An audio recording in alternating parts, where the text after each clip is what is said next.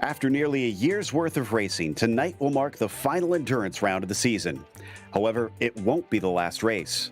But the double points on grab means this will be a critical event for setting yourself up for that final drive in Austria. We'll see who gets the lion's share tonight as we get ready to watch round 24 of the Porsche Owners Club Series. And you'll see it all live here on the Global Sim Racing Channel. Hi, I'm Joe Peak, and with me in the booth is DJ Clark. Behind the scenes is our director, Zach Johnson, and he's using cameras provided by Dougie Beard. Sebring is an extremely popular venue for sports car drivers. Let's head down to our track guide to learn more about it.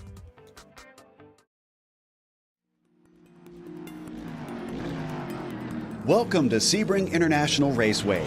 Home to the 12 Hours of Sebring, one of the most grueling tests in endurance racing, this is a track which has earned a fearsome reputation among drivers. The circuit itself is located on the southeastern edge of the city of Sebring, Florida, and was built out of Hendricks Army Airfield shortly after World War II. 3 layouts are currently in use, ranging from 1.7 to 3.7 miles in length. The longest course, which is perhaps the most well-known with it being the one used for the famed endurance race, shockingly still contains portions of the original airfield surface. It's this aspect which has become a signature feature of the track, making it extremely bumpy for racing. Sunset Bend in particular nearly shakes cars apart while they attempt to navigate the high-speed 180-degree corner. As you'd expect for the side of an airfield, there's nearly no elevation change over the course of a lap, but many of the curves are dramatically tall and unforgiving, daring drivers to glance them yet not hit them directly. Thankfully, places to pass are plentiful, including spots like the Hairpin and Cunningham. However, the many fast, sweeping turns creates a dilemma for car setup, since a vehicle that's made too stiff could wind up bottoming out on the onerous bumps. In the end, if you have the wherewithal to withstand the track's rough nature, you're likely to fare well. And since Florida fans almost always show up in huge numbers to witness this test of car and driver, you'll have plenty to impress at this legendary North American road course.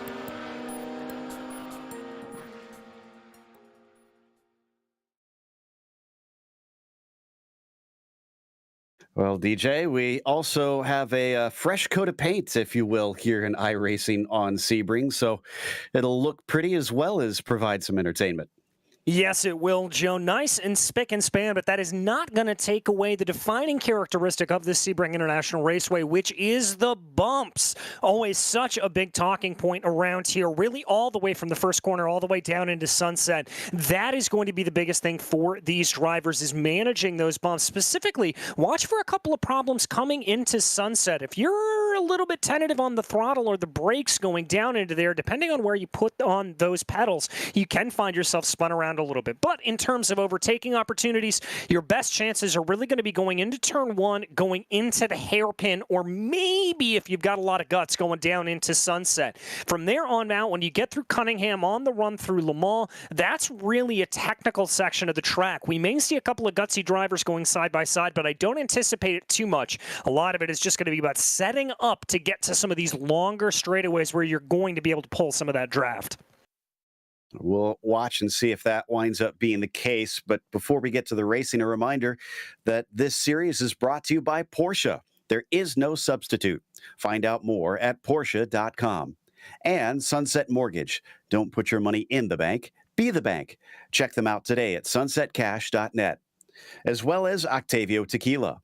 Celebrate now. For a great tasting tequila, go to octaviotequila.com and purchase today.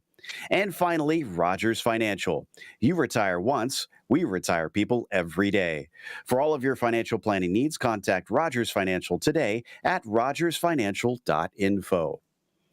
As we take a look at the points championship, a lot of things have begun wrapping up, and especially have a good chance of doing so with the double points on hand today. We understand that Michael Johnson could have a good shot at locking things up because we lack Travis Brown and Michael Bolton here, which is a bit of a shame since Bolton has been really charging his way up through the points lately in the latter half of the season. Still a good fight between BJ Fulton, Jacob Abrams, Michael Ost, and Sam Mayorga, as well as Doug Baccignone, who have been vying for that 6th position there in the driver points. But a bit of a different race today, DJ. So what's our race details look like? Well, for this penultimate round of the championship, we're still in the Porsche 911 GT3Rs in an open setup as we have been for the entirety of the season. But the big difference is add an extra hour onto that race. That's right. We are going to be running a 90-minute race around here. And crucially for these drivers, that means pit stops are going to be expected for them to come on into pit lane. That's not only something they have to deal with, so it'll be interesting to see if that really changes anything up for these drivers. And I have heard word that Tom Layton is thinking of trying to start from the back of the field. He hasn't set a competitive time. He has gone out and just kind of run a bit of a lap where he kind of putters around, and that has put him way behind to where I doubt we're going to get somebody who qualifies behind him if we get someone in late here of these 10 that have shown up. So Michael Johnson is actually looking at potentially being on pole. He's got the provisional pole right now, but Andrew Beckner is a quarter of a tenth of a second off of him. So in these final 5 minutes, if he gets back out on track, then there's a good shot that he could overtake that 9 car.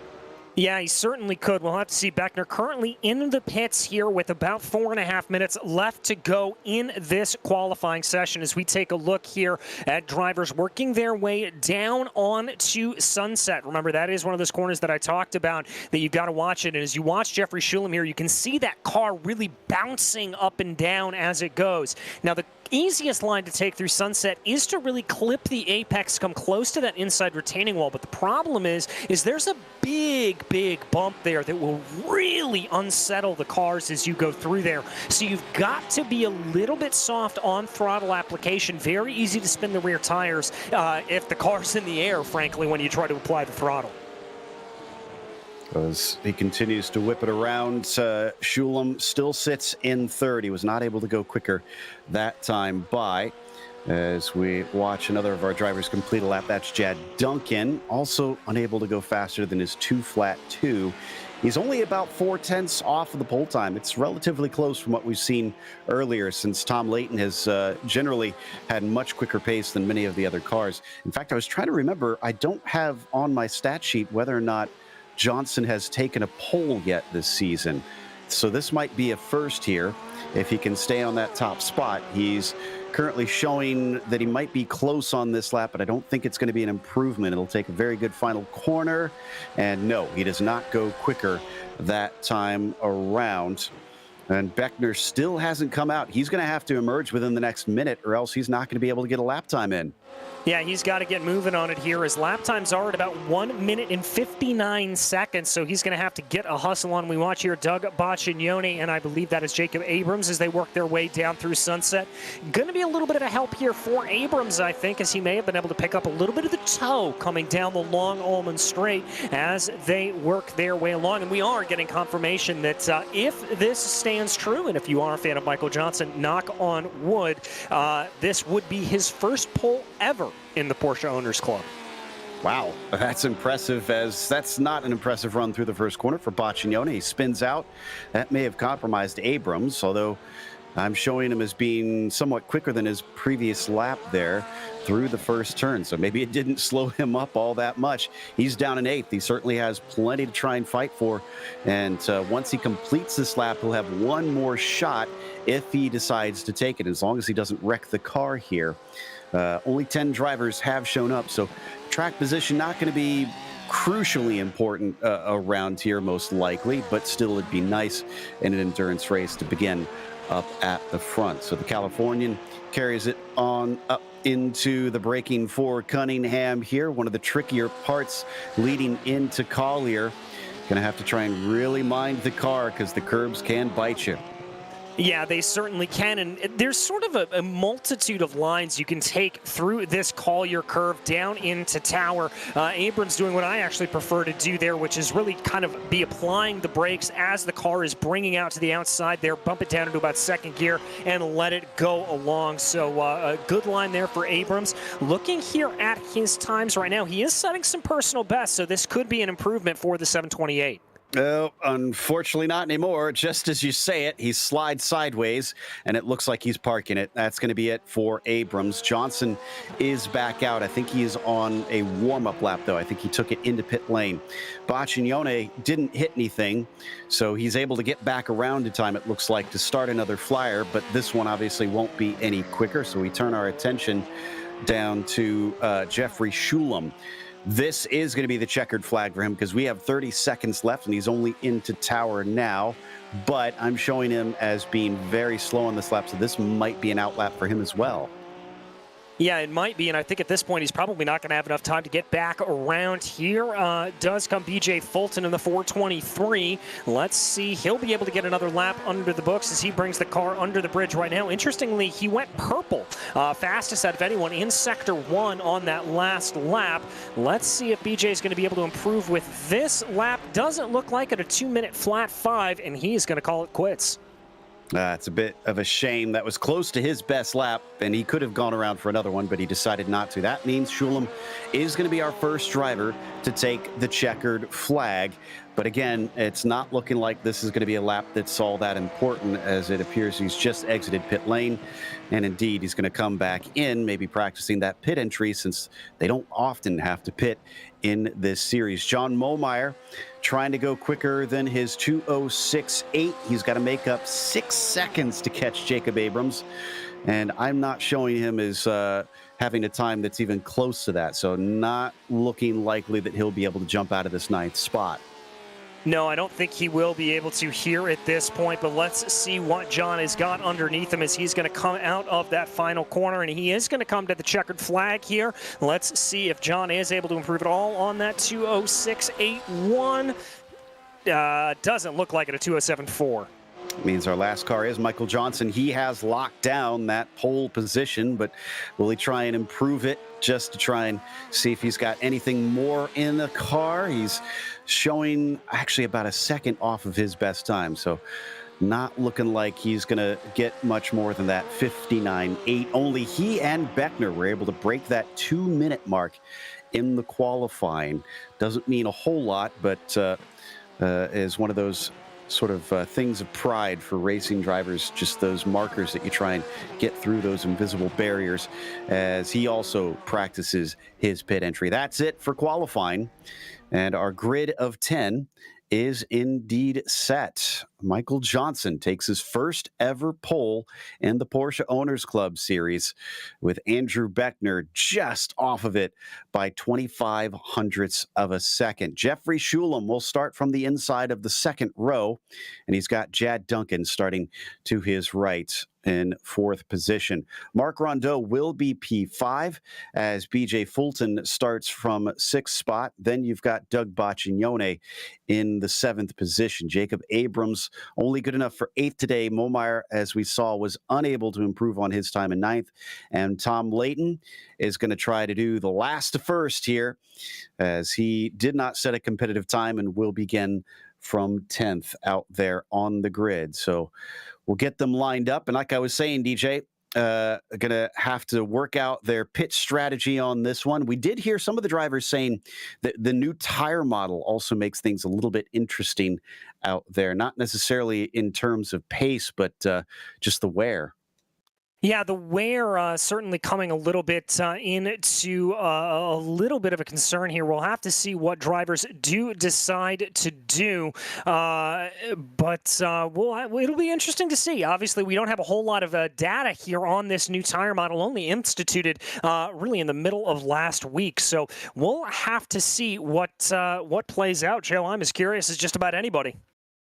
Same here as the drivers now start to grid up. Going to be a short pace lap with them starting on the Ullman Straight. They'll be released by the Porsche pace car, and then it's 90 minutes of racing here at Sebring. Again, this is the penultimate round of the season, but it's the last of the endurance races, so they are handing out double points. Normally it is 20 for a win. It is 40 now for a win. So it is extra critical that if you are in a points fight, that you get a good result today. Yeah, very, very critical, and I think these drivers are going to be looking a lot towards that. We're going to be seeing a lot of them really attempting, I think, to just get to the end of the race. I think with just as difficult as this Sebring circuit is and just how much of these bumps punish you, getting to the end of the race is going to see you up into a good position, and they are going to look to maximize on those points by doing so. Absolutely, and should Michael Johnson take this win, I think that will lock him into third. He can't overtake Corey Latvala. He's locked down second. So the positions worth fighting for are dwindling away with every race here at the end of the season. Looks like Pace Car is just about ready to unleash them. Michael Johnson will have control as he waits for the green flag from Barney the flagman. Pace Car is in. And there is the green. He's on his way, and that's a bad start for Beckner. Very good start here, I think, from Mark Rondeau, who's going to slide up the inside all the way to second place, potentially. Schulem has no answer. They're 3 wide behind Rondeau. Will they be able to make it through this first corner? It looks like they're good. Yes, they are. 3 wide there for a second on the exit of turn 1. Now things are going to funnel down here into turn 2. Maybe a little bit of contact there between Abrams and Baccignoni. That's going to be a little bit of dominoes. And that was Beckner who gets shoved out into the grass. He keeps it out of the tire barrier, but yes, Baccignoni gets pushed forward as Jacob Abrams finds himself, unfortunately, braking a little bit too late. He holds third position now, and Beckner falls all the way to the tail end of the field. Leighton is already up to fourth. Of course he is, Joe. There's no other response to that other than of course he is, because he is Tom Leighton, up 6 positions in the matter of about 3 or 4 corners. An impressive start. It got a couple at the first corner, and then obviously a few cars having contact there through turn 3 certainly helped him out. As you can see, it's starting a little bit late in the day. It's just past 7 o'clock, just before 7:30, really, virtual standard time here at Sebring, so it's a bit cool, but we'll get to see some of the new fancy lights that they've put up around here that iRacing has implemented from this latest build. So hopefully we'll get to show those off. In the meantime, as we watch Leighton, he remains in fourth. Johnson trying to make good of his open air. He's leading by about half seconds over Rondeau. Yeah, and crucially here, Mark Rondeau is going to be able to get a little bit of that draft coming down the Ullman straightaway. That's going to help him out here to a certain degree, but at this point, 0.8 of a second, that is just about the range where Michael W. Johnson's going to be able to slip away off into the distance. You can see the big train forming behind them, though, a long, long line of cars. And Tom Leighton's about 3 seconds back from Johnson right now. I think that's bad news if you're the number 9 driver, because I don't think that's impossible by any stretch for Tom to be able to catch up. It'll depend on how hard those behind him fight for those positions, or if they just simply let him go thinking he's quicker. As they complete lap 1, your order is Johnson, Rondeau, Abrams for your podium, but Leighton up to 4th from dead last on the field. Yeah, and he's already working onto the back of Jacob Abrams here. That gap down to about 0.7 of a second here as they go. Michael W. Johnson, meanwhile, has been able to stretch that out into about a 1.5 second gap up at the front of the field. So everything's starting to just kind of sort itself out here in the early stages. We're not seeing a whole lot of super aggressive driving out of these drivers like we predicted. Everything just a little bit calm here in the early stages. That train that you mentioned goes back to about B.J. Fulton in 8th. Beckner's still playing catch-up, and Momeyer had an incident somewhere that he's now fallen into 10th and seems to be a ways behind. But yeah, basically from our leader all the way down to Fulton, you're not getting gaps much bigger than a second to a second and a half. Things remain tight here at the beginning of this 90-minute event. Breaking down into Tower, does look like Tom Leighton is starting to set up Jacob Abrams. He's cut that down to about half a second. And he's going to continue to try to close in on him here now that is at about 0.6 of a second. That's going to be music to the ears of Jacob Abrams. He's got to watch out, though, Tom Leighton, rather. He's got to watch out a little bit, though. Schulem and that big train, if these two get into a fierce battle, we could see him start to square off a little bit and pull the rest of the field into this battle. And I'm checking to see, yeah, Abrams is trying to beat out Michael Ost, who is not here today. So he's going to be looking to gain as many points as he can, but he's also chasing BJ Fulton, who is behind him at the moment. So Abrams could play this as, well, my fight is not with Tom Layton, or it could be, well, I would need as many points as I can to try and overtake BJ. Yeah, it could be that. It'll be interesting to see how that calculus plays out here for him as they work their way down the straightaway again. Not necessarily seeming like that Layton, well, as soon as I say that, Layton sees an opportunity. He's going to go for it down to the inside of turn one. Abrams is going to give him a little bit of a fight, but that's going to be Layton's position. Much better exit off that first corner. So Layton in third. Fulton also jumped up to seventh. So that's bad news for Jacob Abrams. He loses a position and his rival gains one as we ride on board with Tom heading into the sunset down towards Hairpin. He's actually still got Abrams close behind him, but Abrams does not try and send it up the inside. So he decides it's not his fight at this stage.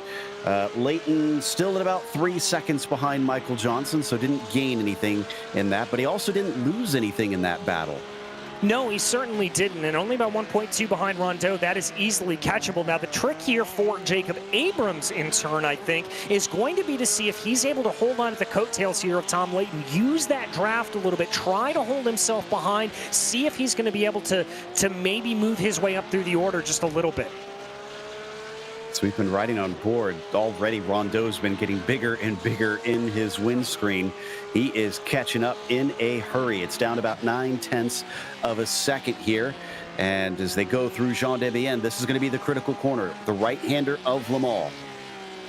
Yes, it is. You've got to absolutely nail that exit, and credit there to Marc Rondeau. That was a fantastic run there for him. He was able to get a really, really good go, and I don't think he's going to have too much of a problem on this lap from Tom Layton, although Layton has been able to cut it down by about 2/10 in the run from Collier to Jean Debienne. They swing it out through the sunset bend and onto the main straight. Jacob Abrams testing the limits of the track as he clips a little of the grass on the exit. That will lose him time. And if he did hope to hold on to that slipstream of Tom Layton, it is running away from him for now. But that black 97 has lost time to Rondeau, interestingly, in that last part of the lap. So Marc has picked it up.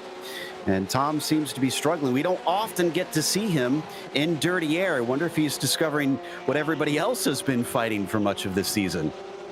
Yeah, exactly. He's going to have to feel a little bit of that aero wash here at this point as we get a great shot of everybody coming down through Big Bend here at this point, leading down into the hairpin right now. You see him getting onto the binders as they work their way by the hotel. Layton certainly starting to get within touching distance here. He's got it down to about 0.8 of a second.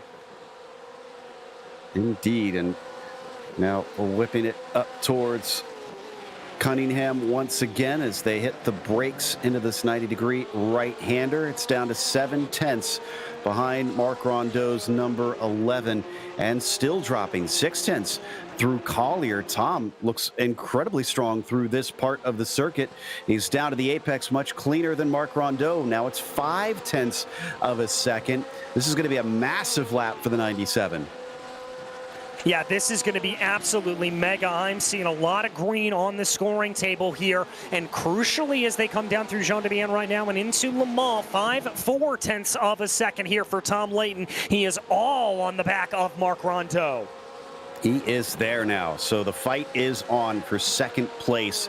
We're on lap 4, getting ready to start lap 5. Tom Layton has just eaten through this pack. He's up 7 from where he began this race, and we're only 9 minutes in. Tucks it down to the inside way earlier than Marc Rondeau, but then backs out, unsure what Marc is going to do.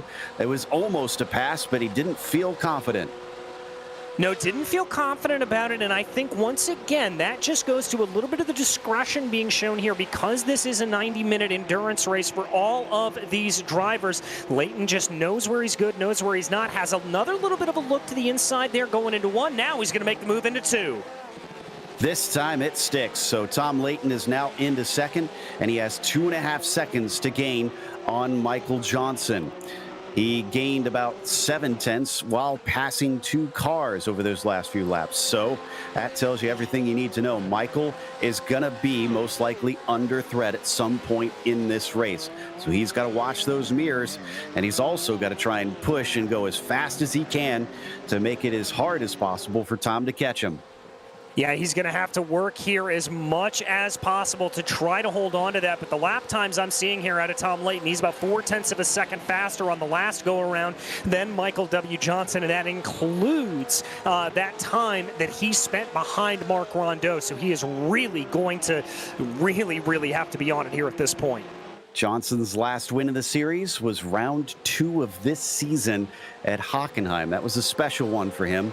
He got that when Tom Layton got caught up in an accident, actually, as the back marker that ran into Tom cost him a chance at the victory was when he was leading at the time. But here we see the number 97 is now down to about 2 seconds, so he has been gaining time behind them. We've seen cars staying close together, but no changes for position. There they are right now. That's Schulem, Baccione, Fulton. That's a fight for 5th.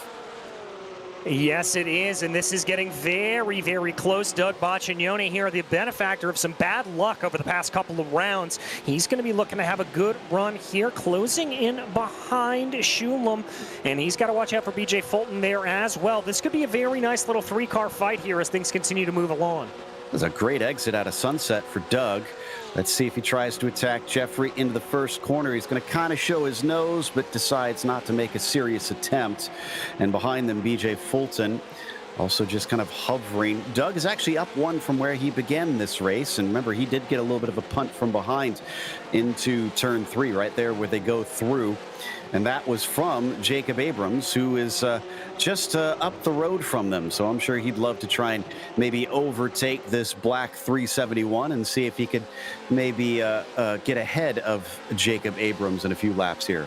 Yeah, I'm sure he certainly would. But again, time is not of the essence here. They can wait for this to play out here a little bit. They can be a little bit cautious. All that said, though, it looks like BJ could be coming into some good position here, coming up behind. Doug didn't exactly get the best run there out at the hairpin, and that puts him a little bit back. Now he's able to gain some time here as they continue to work their way through the circuit. Little bit of a tighter apex there for him. Going through Tower, now through Collier, or going through Cunningham, rather, now through Collier, as they work their way towards Tower. Baccione with a little bit of an opposite line there. Car getting a little bit squiggly under braking. Oh, they're a lot closer than they were before. So this could get feisty if one of them starts to feel like now's the time, because yes, they've got time on their side, but is it proving a little hard to pass here today? That's deep in for Doug Baccione. He slides off the course, and BJ Fulton as well as Jad Duncan easily go by.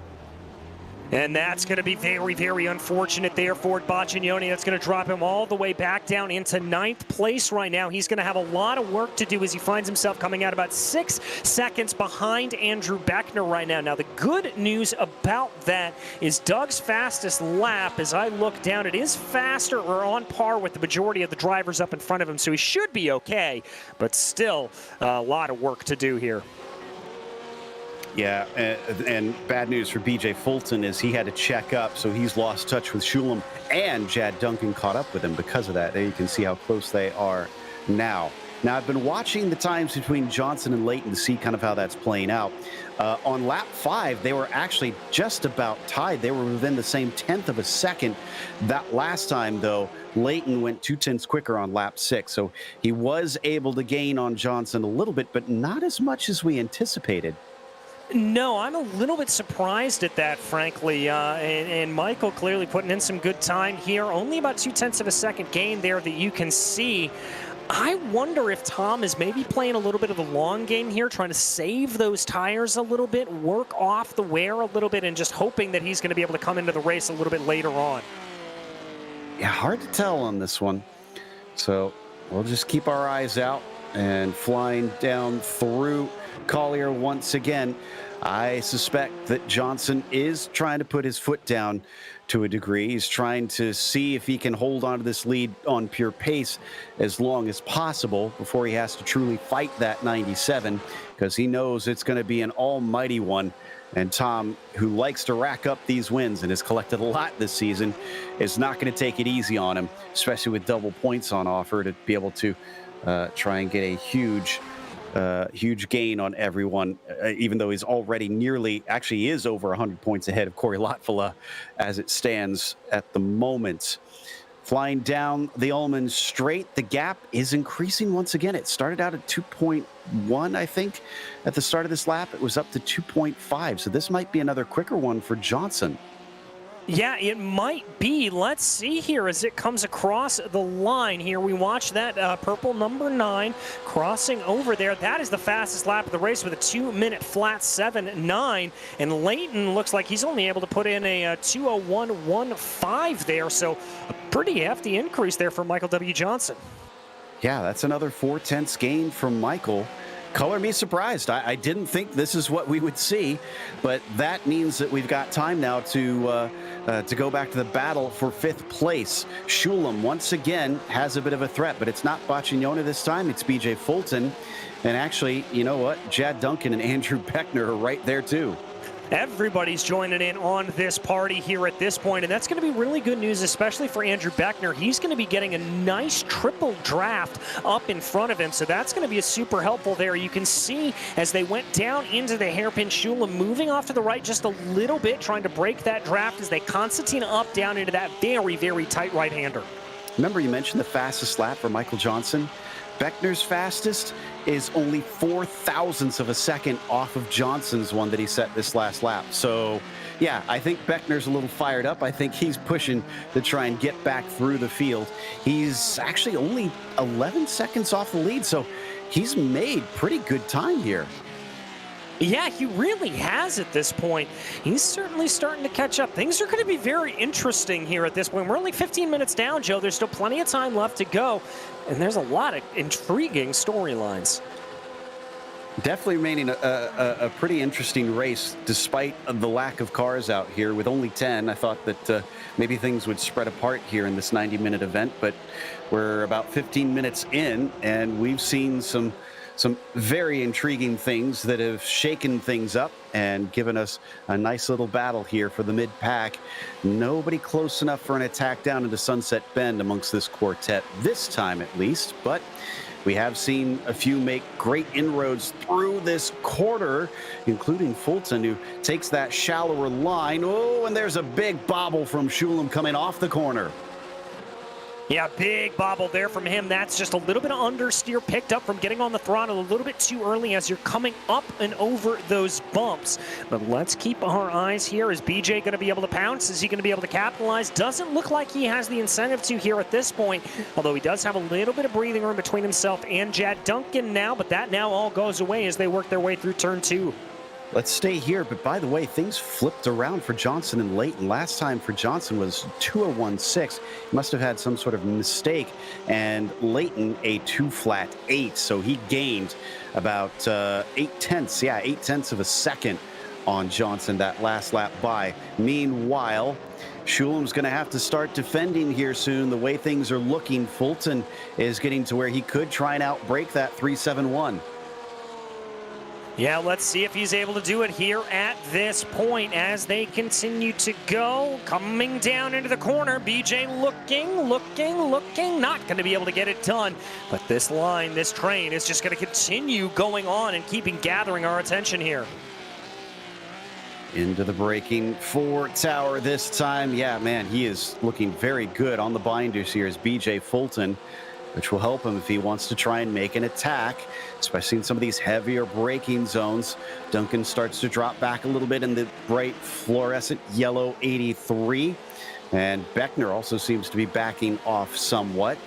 Is this, once again, that aero wash causing cars to have difficulty to stay with one another off of Le Mans? Does look like Shulam got the exit he needed to stay safe this time. Yeah, he's going to be able to hold that gap at about 3.5 tenths of a second. Duncan at about 4 tenths. Beckner actually the closest out of all of the four there as they come down into sunset right now. Let's see if they're able to get any runs here as they come out of the corner. It looks like there that BJ Fulton may have picked up a little bit of bad bouncing on the bumps there, but he's still going to be close. He gained some time. It's down now under 2 tenths of a second. I don't think this is going to be close enough to make a move, and indeed, Shulam going to be able to stay ahead for now. Yeah, turn one so hard to pass that unless you're fully alongside. Let's see if he tries it into 3, which has heavier braking. No, though it looks like he was considering it. They all just glance off that inside curb as they weave through 4 and 5. And once again, need that good exit as it's a long run on the throttle through Big Bend up to the hairpin. Up into the hairpin, here they go. Let's see if anybody's got the run. BJ again within about 3 tenths of a second, but not close enough. Oh, that camera angle always scares me, Joe. When they come down onto the binders, I always think it's going to be a big pile-up. Yeah, they really have to get slowed down for that right-hander into there, and this is a good one for Fulton. Shulam knows it. He covers the inside briefly, but then he leaves the door open. It was only a half-hearted defense, and Fulton did not need a second invitation. He is through into 5th. Yes, he is. A good move from BJ, and crucially there, he was able to get that done with enough time that he's only about 2.5 seconds back. A little bit of a fight back there from Jeffrey Shulam as they went down into the right-hander, but that's not going to play out. He thought maybe he could try and trick him into a sneak attack there, but it was not meant to be. Now Chad Duncan thinks if he can do it, I can do it too, and closes in on the back of the 371 machine. He's got to watch out, though, because Andrew Beckner is looking like he's threatening. In fact, he took a big look to the inside, and he got a slowdown penalty because of it, so you're going to see him drop away. Yeah, he's going to drop away here as they come down, unfortunately for Beckner, and that's going to be good news for Doug Boccioni. You saw him there on the back of your screen in that bright green machine. Kudos there to Beckner. He bled that speed off well. He didn't lose too much time doing it. He hasn't given it back yet, though. I still see the furrowed black flag. He needs to give back time, and he needs to do it soon, or else he's going to get a drive-through penalty. So now you can really see him dropping off, and he's finally got rid of it. So thank goodness. I'd hate to see this early in the race him have another issue out there. Look at how much Fulton was being held up, though. He is off like a shot. Yeah, he certainly is, just moving up the road here at this point. And now Jeffrey Shulam finds himself under attack here from Chad Duncan. And Duncan is going to be the one trying to be able to put the moves on him here. About 3.5 tenths of a second back as they come through Big Bend. That's not going to be close enough to get the move down into the corner. But he knows that Shulam is open to pressure here. And there was that poke to the inside to see if he can get him to bite on it. No dice. He's going to have to stay in that 7th spot, at least for the time being. Almost a third of the way through the race now. So it's starting to tick off. But Johnson has kept Leighton at bay. It's still about 1.8 seconds up the lead. Man, that's looking very close there between Shulam and Duncan. Jeffrey's just been having to really defend since the start. He's down 3 positions and just continuing to drop. Yeah, he's just continuing to fall down through the order here at this point, and that's not what you want to have. We talk a lot about rhythm in the terms of the positive sense, Joe, but you can also have that negative rhythm. When you make a mistake coming around a corner and you pass by that corner every single lap, if you're off a little bit, you'll start to sort of hyper-fixate on that mistake, and guess what? You're going to make it again and again and again. Down the Ullman straight. He's pulling that slipstream, but it seems like Chad Duncan isn't really close enough. He's going to try and see if he can shake him, maybe get him to make that another error into Sunset Bend. He does get him to go a little bit wide, but nothing doing quite yet. Maybe a good setup off the corner here as the bright yellow 83 continues to hound Jeffrey Shulam at every corner. He still shows himself. And already this back and forth has meant that Beckner has closed back in on them. Yeah, it certainly has. Beckner right back into the equation here at this point as he has a little bit of a look almost going down into turn 2 and that complex. Trying to see what they're going to be able to do here as they come through Big Bend. It looks like Shulam's going to be able to hold him out, but Beckner coming in close behind. This has been a fascinating fight. And Beckner wants to make it even more exciting here as they come down into the hairpin. Early turn-in, actually almost gets into the back bumper of Duncan, but thankfully no contact. Yeah, thankfully no contact there. Again, very easy to do that going down into the hairpin. It's very, very easy to lock up the tires, even with the ABS. Whoa, contact! And he's off into the runoff. Can he keep it out of the wall? He does. Duncan holds up to let him back through. Yeah, I think he wants to give the position back. He doesn't like that he got that through car contact. I think he just outbraked himself and really punted that rear bumper. Yeah, and coming into Cunningham, they're equally easy to do. You've really got to feather the throttle. Now, these cars do have ABS that kicks in, but what happens when that ABS kicks in is basically that. The car just keeps going in a straight direction and doesn't slow as quickly as you want it to. That's such a shame to see, although I'm sure Andrew Beckner disagrees because he got 2 spots easily right there. Wow, the great job there keeping the car from winding up in the tires for Jeffrey Shulam. Interesting, Duncan did not give the position back. He's still running in 8th ahead of Shulam right now by about 5 seconds as Jeffrey's fallen to 9th and Jad is in 8th. Baccignone gains a couple spots because of it as well. He's up to 7th. And Beckner now in P6. Oh, and we got some side-by-side between Fulton and Abrams. We said BJ was taken off like a shot out of a gun there, and he certainly hasn't been able to catch up to the 728 here at this point as they work their way through the Turn 2 complex, trying to close in on the back of him. Waiting to see if he's going to be able to get a little bit of a run. Here is BJ Fulton, 0.3 of a second back, call it 3.5. I don't think that's going to be close enough here at this point to be able to get that to be done. But let's see if he maybe just takes a little bit of a poke to the inside, tries to see if he can scare Abrams offline. No, he's going to play it cool. He's going to stay in line as they come through the hairpin. There's currently a 14-point difference between Abrams and Fulton, with Abrams behind right now in the championship. And as it sits, there's, I believe, so 20 points and should be, I think, 16, I believe, for the 5th position. So that's going to be 4 points difference gained by Abrams if he stays here. So this definitely is something that he wants because obviously he'll swing back the other way and Fulton will start to pull away even more from him in the championship coming into the final round. So Jacob probably going to be fighting hard to make sure that BJ stays behind and he can try and maybe get that 7th spot in the championship hunt as the sun continues to set here and we close in on that 1 hour to go mark. Well, and the one thing that I'm going to say is a little bit of a cautionary tale here for Jacob Abrams. I was just watching him come down through Jean Debienne as it looks like we have our first taker down into the pits. John Momeyer getting a little bit of service done there on that number 6 machine.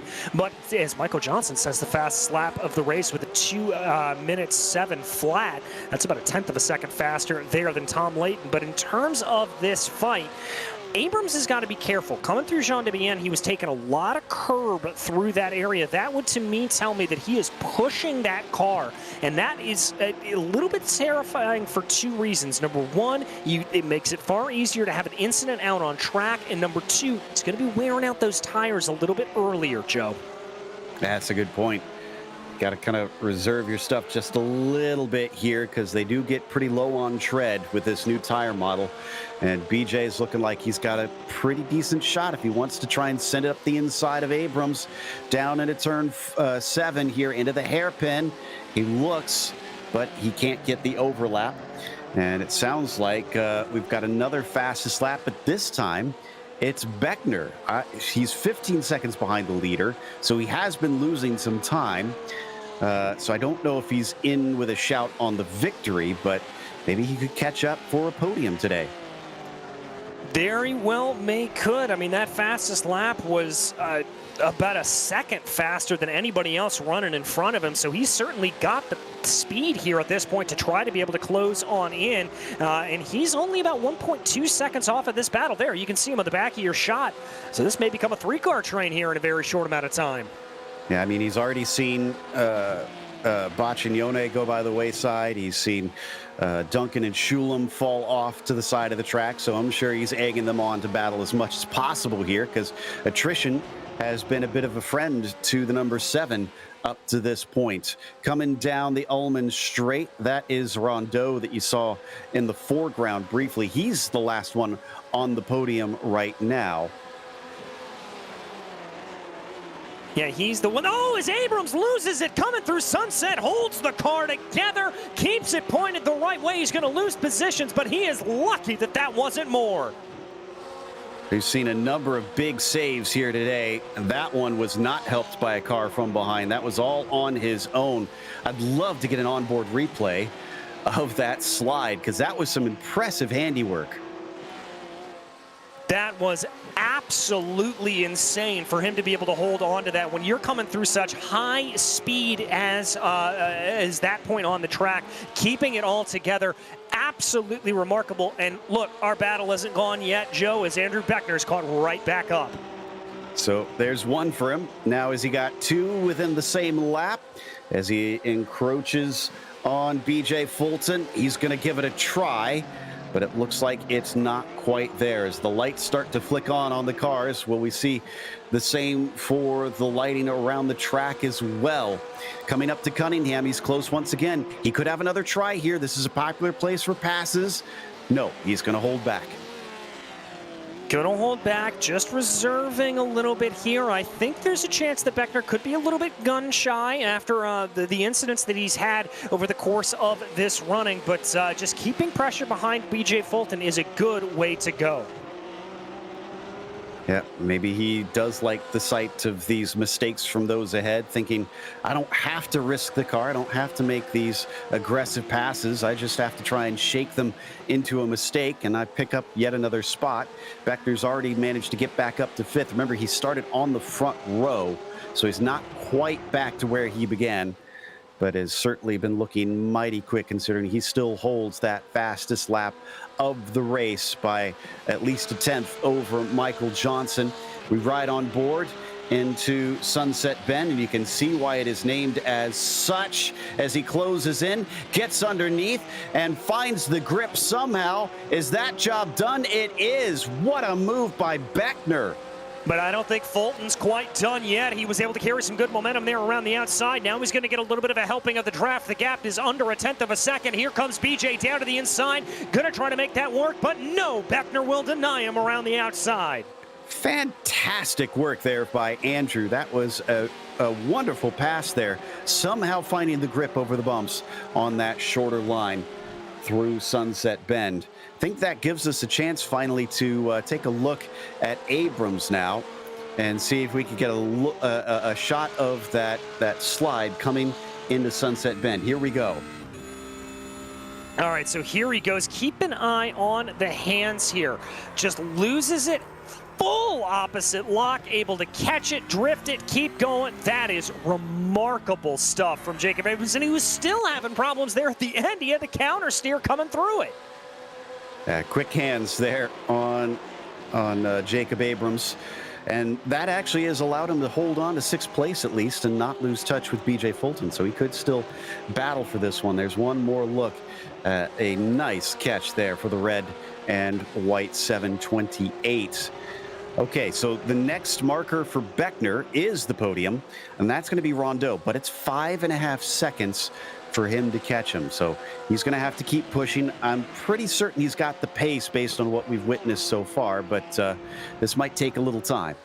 Yeah, and it'll take a little time. I'm looking back at the last 5 laps here, Joe. When Beckner was in clean air, he was about a second a lap faster than Rondeau. It was really only on the last lap when he had to do a little bit of battle with BJ Fulton that he lost a little bit of time to the tune of about 0.2 of a second. So this will be interesting to see here. I'm seeing every single sector on the track here for Beckner being green, meaning he has been closing in as there. Leighton sets the fastest lap of the race. Let's wait and see, though, here as they come across the line. A 2-minute flat 6 for Mark Rondeau. Beckner, a 2-minute flat fastest lap of the race, 0.6 quicker than Mark Rondeau. I can't imagine what the tension is like in Johnson and Leighton's car right now. because it was 0.2 quicker for Leighton that time again, but he's still stuck at about 2.2 seconds back. He's not been able to get it closer than, I think the closest we've seen is about 1.7 seconds or somewhere thereabouts. So he's out of the slipstream. Johnson probably knows that, but these two have probably been ultra focused to get these laps as quick as they are. And I'm sure the smallest mistake is going to open the door. Yeah, I have to agree with you there on that. It's going to be the absolute infinitesimal mistake that is going to come back to bite these drivers. And again, I hate to keep harping on this, but I think it's also going to come down to tire wear. Are these drivers going to be able to use their tires successfully and get them to the end of the race? Michael W. Johnson's putting down some good times here, but is he using too much of his tires here at this point?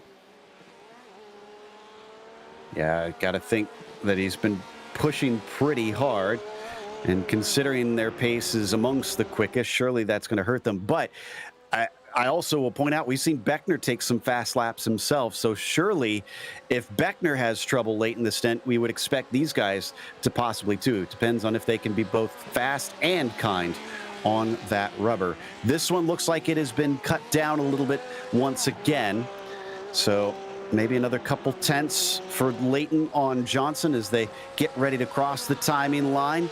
Michael W. Johnson, our leader, hits a 2:04.26. And then it's going to be Tom Leighton with a 2:4.95. So it was actually mildly quicker for Johnson. Must have been a poor final corner there for Tom Leighton. Just can't seem to hook up the entire lap.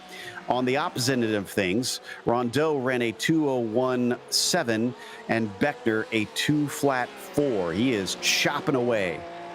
Yeah, he certainly is. He is really moving here at this point. That gap coming down by 1.2 seconds, as you saw on that last lap alone. I think Beckner's been able to gather everything up back underneath him, and he's been able to start to charge ahead. But the other thing we've got to talk about here, Joe, is this sun continues to set. That's not only going to be a visual change here for the drivers, but it's also going to cool this track down a little bit. And when the track cools, that's going to change the grip characteristics of it, and that's going to change how it drives. No doubt about that, as the drivers come around to complete another lap. There is your leader in the number 9, 1.92 seconds currently over Tom Leighton. And a battle of skill here to see who can keep the pace up as long as possible without wearing out their tires. As the sun sets here at Sebring, we hop on board with Tom Leighton as he takes it into Le Mans, looking to try and get the power down coming off of that right-hander and down to Sunset Bend. Does look like the sunset's just about ready to dip below the horizon, saving them, hopefully sparing them from a lot of frustration with the glare coming through inside the cockpit. There you can see how much it shines into it on them. And there is a look back at Leighton. And, well, speaking of dominance, that's a very fitting helmet for him to be wearing. Yes, it is one that is indicative of 7 world championships, so it would completely and totally make sense that he would be having it. But here he comes, starting to close in. That gap just keeps ebbing and flowing here, Joe. You know, I thought that we were going to start to see the beginning of the end a couple of laps ago on lap 16, and it was 0.2 of a second that Leighton was able to take out. Well, now Johnson's been able to grow that back out again, so it just keeps coming and going. Starting to see those lights turn on around the place, so we'll see the drivers have to adjust to a little bit of a lack of vision, because yes, they do have a few spots lit up, but there's also some very pitch black portions of this circuit once the sun is completely down. And we do have about 20 more minutes before the drivers are going to be out of fuel. Actually, probably a little bit less than that, I think, that they'll have to duck in and take their fuel and tires, which, by the way, that's the other change that has happened, is that the new pit stop rules in these GT3 class cars are that you can take tires and fuel at the same time. So expect pretty much everybody to put fresh rubber on. Yeah, exactly, and that does mimic a little bit more of what you see in everyday GT3 life, where you are able to do that. So fresh set of tires will be able to go on, but that's going to change things up a little bit as well, because when you do take those tires on, you're going to have to get used to them again. You're going to have to wear them in again a little bit more, and you're going to have to get used to how they drive then at that point. Exactly. Coming down into Sunset Bend. It's back up to 2.4 seconds here, it looks like, once again, as Johnson just keeps managing to get slightly faster laps on average. He comes to cross the line. Last time he was about, 2/10 quicker. This time, it looks like they were about dead even. Yeah, about 52 hundredths of a second, to the good there for Michael W. Johnson to be able to pull ahead by. So not a whole heck of a lot, but just enough to keep that purple number 9 up into the lead and being able to hold off a good attack here from Tom Layton. Layton has seemed to be a couple of hundredths of a second faster going into turn 1 in sector 1, but Johnson's been able to get the better of him really in that last sector in particular. I want to give a little credit to Andrew Beckner, not just because of his speed, but because of his consistency. Something I don't think we give enough credit here on the channel, because it's not just the raw pace that you need to be concerned with, but can you hit that consistently? These last 3 laps, 2 flat 4, 2 flat 5, 2 flat 5. That's astonishing. That is absolutely remarkable there for Beckner. He is just putting in good, consistent times, and he's been able to get that gap down to about 1.7 seconds to Mark Rondeau. He's just consistently closed that up at a good rate of knots. I'd say on average about 6-7 tenths of a second per lap. And that's actually meant that I think he's running slightly quicker pace than the leaders. It's not gained him a whole lot. He's still at about 15 seconds behind. But occasionally the leaders are quicker than him, but there also been, it's been back and forth between Johnson and Layton. They'll get 2 flat 4s, 2 flat 5s, but then suddenly they seem to have some sort of hiccup or something, and they run a 2 flat 7. So I'm not exactly sure what's going on with them, but they can't seem to be able to mark the same consistency that Beckner is behind them. Still, he's a little bit too far away, likely, to catch them up at this stage. And there you see Beckner, who's probably more focused on Rondeau, who he's now got down to about 1.1 seconds in front of him. Yeah, I think that's really where he's going to be focused in here at this point. By the way, Michael W. Johnson setting a personal best there with the 2 flat 2, able to pull away about another 3 tenths of a second away from Tom Layton. But this battle that we continue to watch looks like 8 tenths of a second taken out by Andrew Beckner. Yeah, I'd say this next lap he's going to be close enough that Rondeau's going to have to start watching in the mirrors here as they come through turn 3 into 4 and 5. The 11 has held this 3rd position for a good chunk of the race now, but how much longer? Yeah, we will have to see here at this point if he's going to be able to hold on to it, what's going to be able to happen about halfway through the race, and still plenty of intrigue to play itself out. That's why we love endurance racing, Joe. Absolutely. And coming out of the hairpin past the hotel, he's got it down to about a second now, does Andrew Beckner. Fulton behind him has actually been keeping pretty decent pace. He's only about 3 seconds behind Andrew. So wonder if he's going to be able to maybe catch up to Rondeau himself before this race is over, if he's able to run a somewhat similar pace down into Tower Corner. I'm seeing more of those headlights bounce off the pavement. There's getting to be less and less light coming from the sun and more coming from man-made objects and machines here up through Bishop. Rondeau's got it at about 8 tenths of a second, so I think the 11 knows he's coming and he's pushing as hard as he can. Yeah, look, if you see there, the number 11 taking a little bit too much of that curb coming through Jean Debienne, just clipping a little bit to the outside. A little bit of that is okay, but that normally is indicative that the driver is pushing as hard as they can, trying to carry as much speed down the long Ullman straightaway. So I think Rondeau knows he's under pressure here. Rondeau's only had a single podium so far this season, back in round 17 at Auto Club. That was a team race. I'm sure he'd love to get himself one as a solo effort, but no dice since then. Coming into the braking for turn one, Beckner down to 0.6 of a second. When they crossed the line, it was another 0.6 chopped off. No, it was about 0.4. It looked like Andrew was faster, but he's also been the first one to break 2 minutes in the race itself. Yeah, very impressive running there from him. Let's see if he's able to keep that coming on down here over the course of the latter stage of this race. Here it is, under 0.6 of a second as they dive into the braking, and look how much better on the binders there Beckner was. Looking through his results, we haven't seen Beckner in quite some time, not since round 12.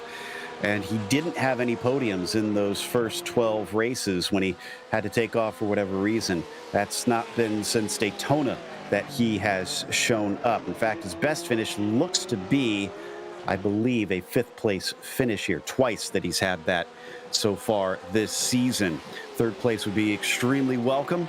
And now that he is rocked up to the back bumper of Marc Rondeau, does he attack quickly, or does he do, as we've seen before, just wait for a mistake?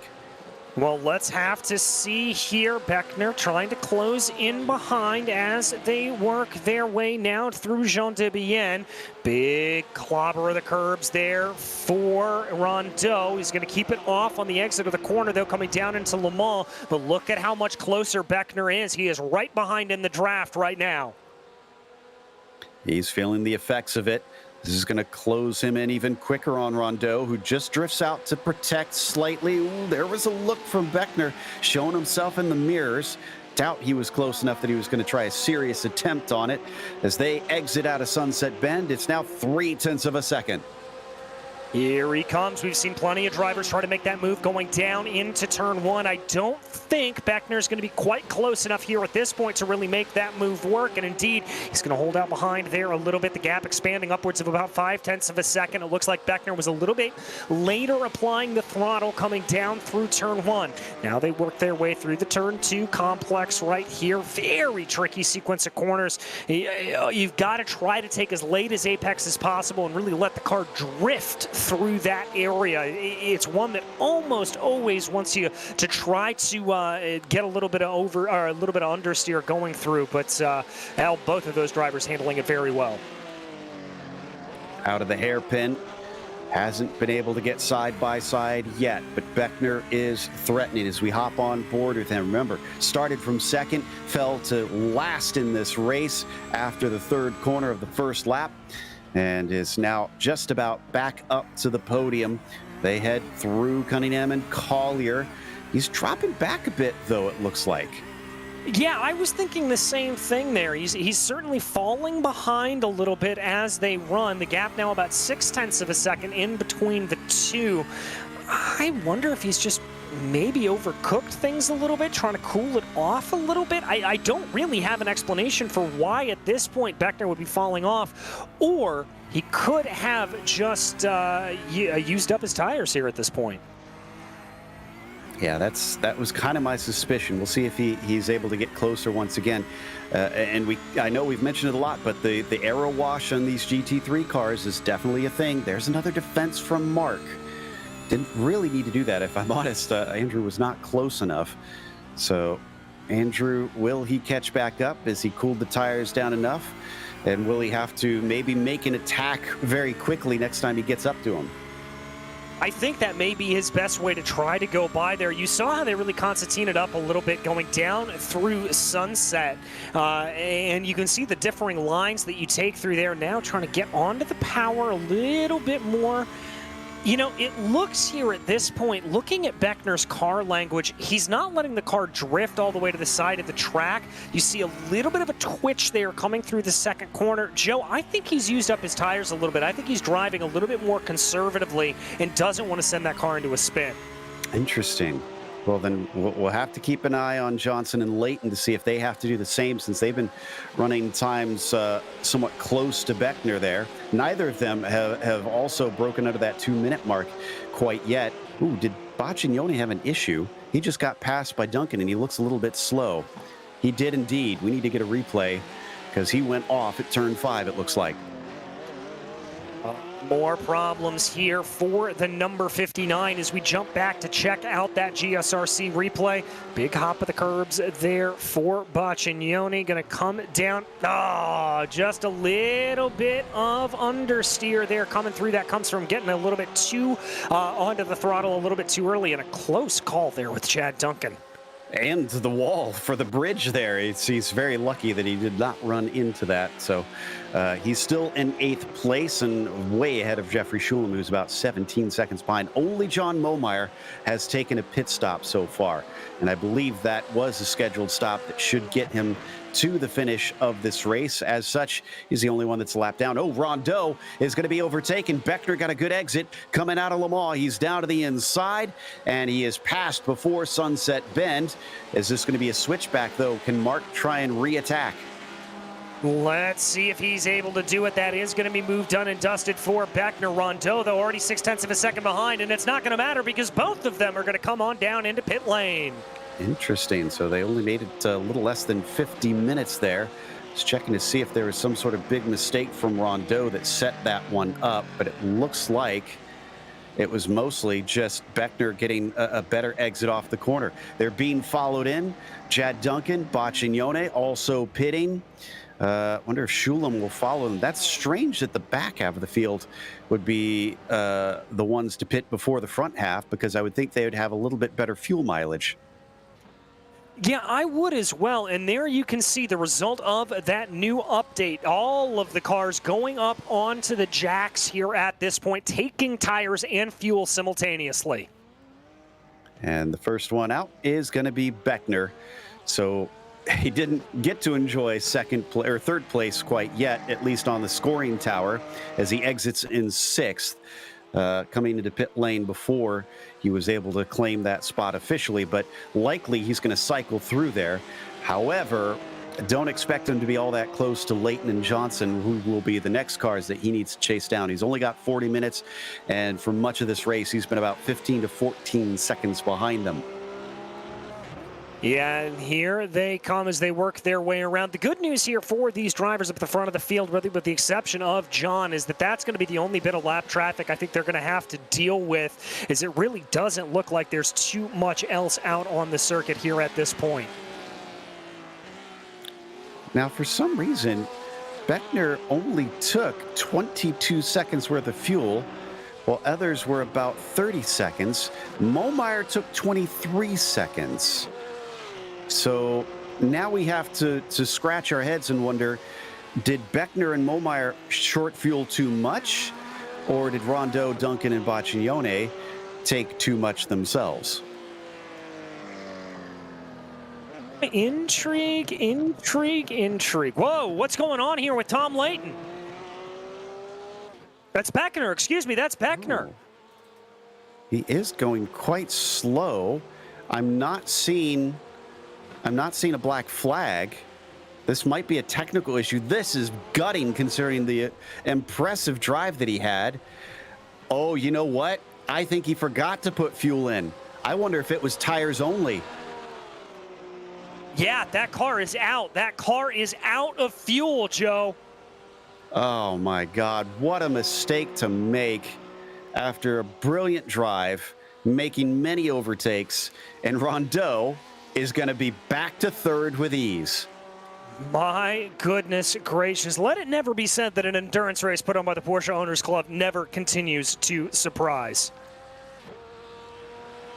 Well, he can still get back out there and get going, but yeah, I think Mohmeyer's about the only one he's really going to be able to battle with, because he's already marked it as a lap down. So Beckner just threw away a lot of very hard and very admirable work. Johnson, though, is probably not too happy about these lapped cars. What was 2.5 seconds for a good chunk has now dwindled to 1 second. Mohmeyer didn't seem to get out of the way quick enough. That, or it's been a bad lap for some reason for Johnson. Other than that, I suspect that it is the lap traffic. Leighton gets around pretty well. Are they pitting, though, this time? Looks like Johnson is not, but Leighton is. He's going to get that clean air. He was dealing with the lap traffic right then and there, so maybe that's what elicited him to come in when he did. Yeah, maybe could have been just taking that little bit of a narrower line was an ability for him to come on into the pits and do that. As we watch BJ Fulton here bringing his car around, he's going to opt to not come down into pit lane, nor is Jacob Abrams. Oh, he misses pit stall. Oh! Had to back up into it, so that's going to cost him even more time. This is fantastic news for Michael Johnson. He needs that buffer after he lost more than a second to him. Yeah, he certainly does, and that's going to probably gain that gap back out to about 2 seconds. That's going to be exactly what Michael's going to need here at this point. Now, I'm keeping an eye here on some sector times. Not seeing any personal bests for Michael, but he's certainly putting in good times here, and I think he could be due to come in and respond here to Tom Layton in short order. Okay, interesting stuff. Layton was 27.5 seconds, and his time from cone to cone was pretty similar to a lot of the others. So again, I'm left wondering what's actually going on here. Did he take enough fuel, or what happened? Beckner, by the way, and Beckner's just getting back out, so it looks like he's got his fuel in the car, I think, this time. Yeah, he is getting going, and he's actually still ahead of Momeyer, amazingly.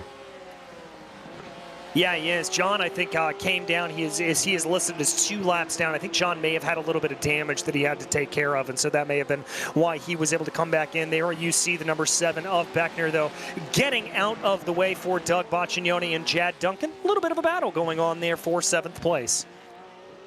Indeed. About the only fight that we have really next to each other, but now we see a pit stop from Michael Johnson. As we said, Layton theoretically should have lost some time, but considering it was a quicker pit stop than a lot of everybody else, you got to wait and see how long Michael will be in his stall to take fuel. Yeah, we're going to have to keep an eye on that time as we watch the number 9 coming down into pit lane. Stops on his marks. Good indication there. He is going to come up onto the jacks, get a fresh set of boots on that car as we wait for that fuel to be put in. So he at least hit his marks, as DJ mentioned, so that gives him at least a little bit of an advantage there. BJ Fulton will lead this race temporarily. Abrams is in behind Johnson. Needs 27 seconds or thereabout to match him, and it's just a little bit longer. So where is Tom? Tom's coming down the front stretch. Johnson is just out of pit lane, and he's well clear. Oh, he has got a nice, healthy gap here. I think that's going to shake itself out to probably about 5 seconds or so. Great stuff for Michael W. Johnson. He needs to keep that gap for 34 more minutes, though. He was able to do it in the first stint, so let's see if he can repeat that. Jeffrey Shulam finally pits as well. Abrams is emerging from pit lane just as Rondeau goes by him. That was actually kind of close there between them. So Abrams must have made up a little bit of time. No, he was actually slower than Rondeau. That's strange. Yeah, that is a little bit strange there as they go. Not entirely sure what happened. Shulam down into pit lane here as we watch Abrams working his way through right now on through Big Bend. Maybe the in and out laps for Rondeau just not quite as good, but yeah, it should have been 3 seconds slower for Jacob Abrams. Actually, no, I've seen cone to cone. It looks like, yeah, about 3 seconds. Oh, excuse me. So it was right there. But yet he is only about 3 seconds behind Marc Rondeau right now. So strange goings on there as we wait for BJ Fulton to finally take his stop, which is actually right now. All right, so there comes the last driver we expect here to be making a pit stop, coming down into pit lane, trundling down here on this long main straightaway. Obviously, this is the pits for the IMSA paddock, as the World Endurance Championship paddock is actually located on the other side of the circuit, right about where Michael W. Johnson is working his way down right now.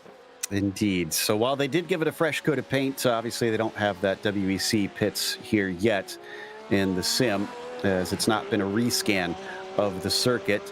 And here we go. Michael Johnson going to retake the lead as he passes by BJ Fulton in the pits. And can he finally get that second win of the season? Layton, ooh, he gained a lot there. Johnson with, well, that's going to be hard to tell because it was an outlap so won't get a direct comparison, but Tom Layton ran a 2:5 that time through. 2.5 seconds between the 9 and the 97, and we still aren't quite totally sure who is going to take the win. No, we're not here at this point, and now it's going to be a lot about reading car language, seeing how these two drivers are going to be able to respond to everything. As we watch here, Layton coming down into the braking zone. Good lines there from the 97. Nice clip of the dirt on the outside, and Jacob Abrams is around. It's a real shame. He was so close to fighting for what could have been a third place. And is Fulton out? Yeah, Fulton's out way ahead of Rondeau. Holy cow. BJ Fulton is now in third. Well, looking at it, Joe, Fulton was stationary in the box about 3 seconds shorter than Mark Rondeau. Now, that would make a little bit of sense considering the pit stop time and when he came down into the pits, but that's very startling that he is 10 seconds up the road from Mark Rondeau. Yeah, I don't totally get that.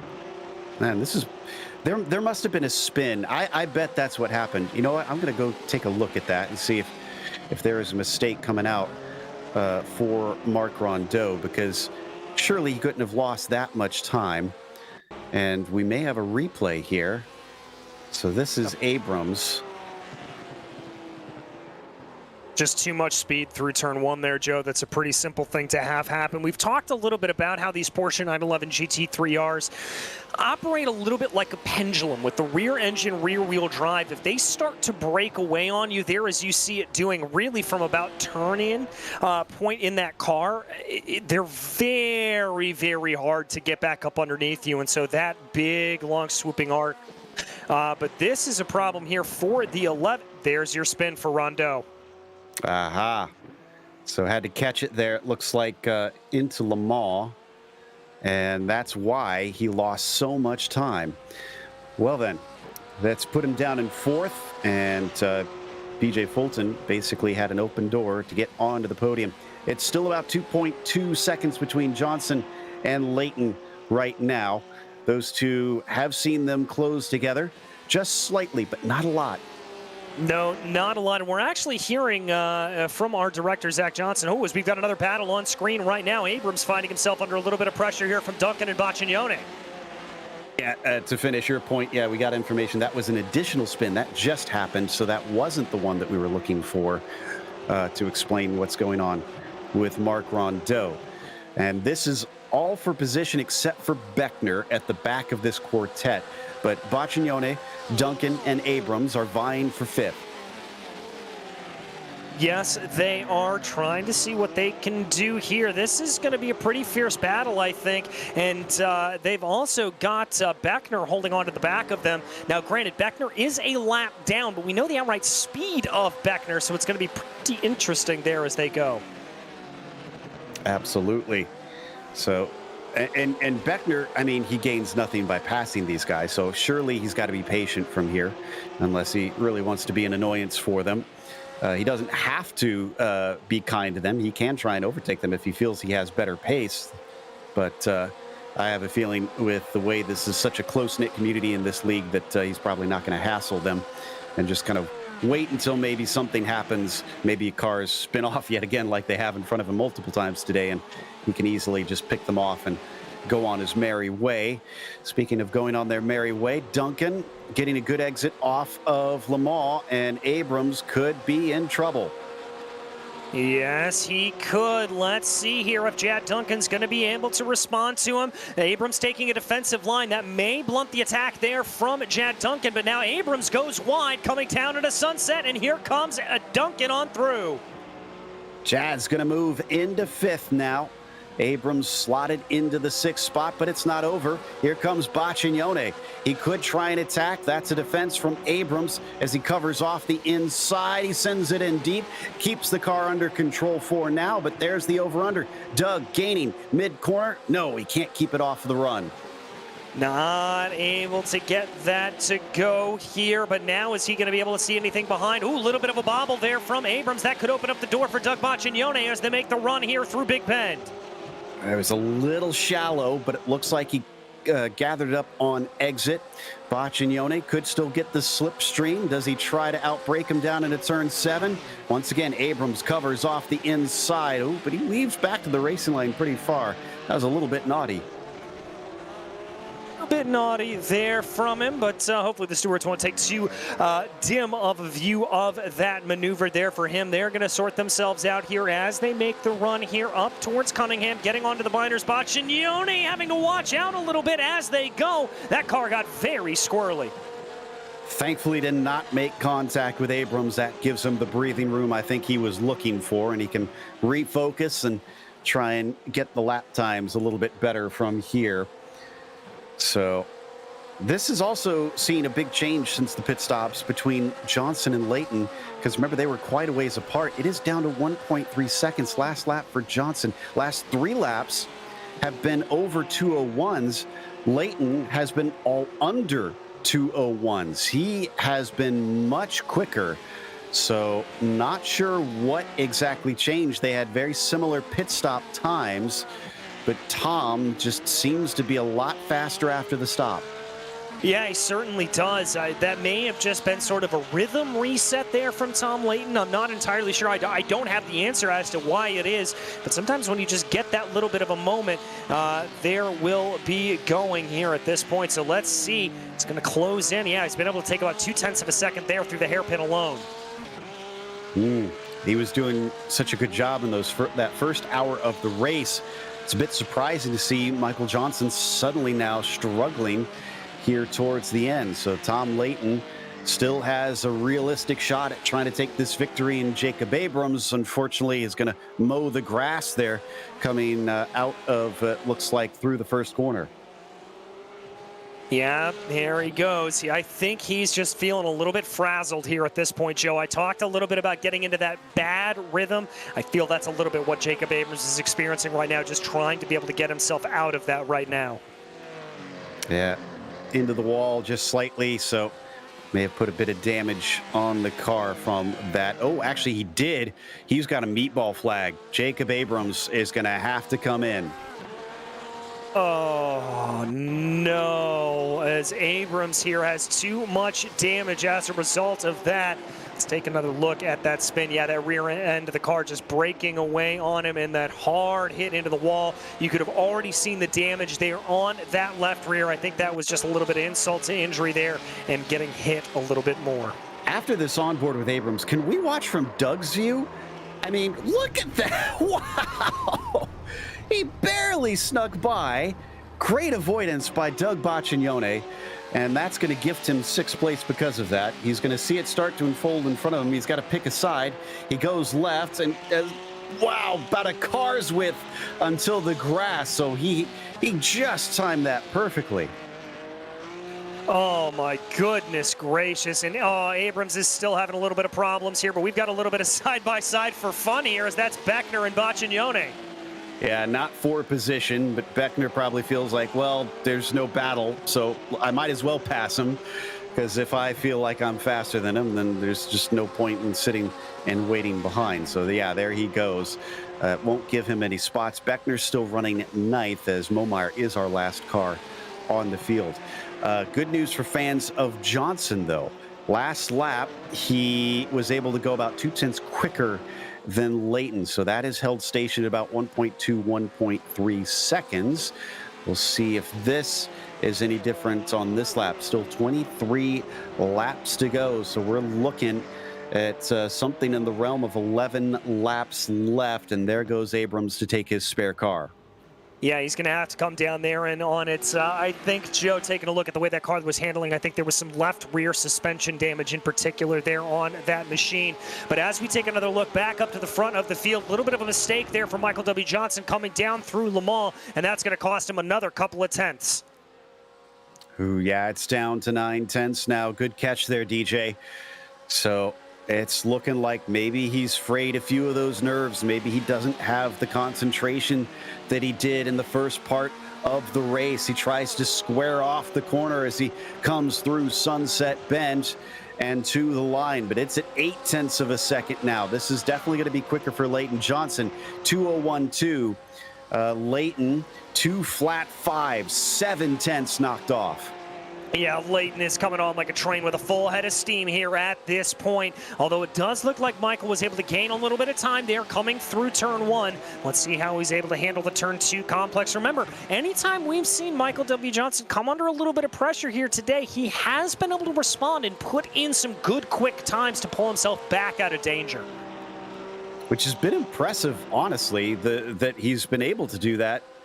But I'm not sure why he's not been pulling that out up to this point. It seems like he's just been either lacking pace or mistake prone ever since the pit stops.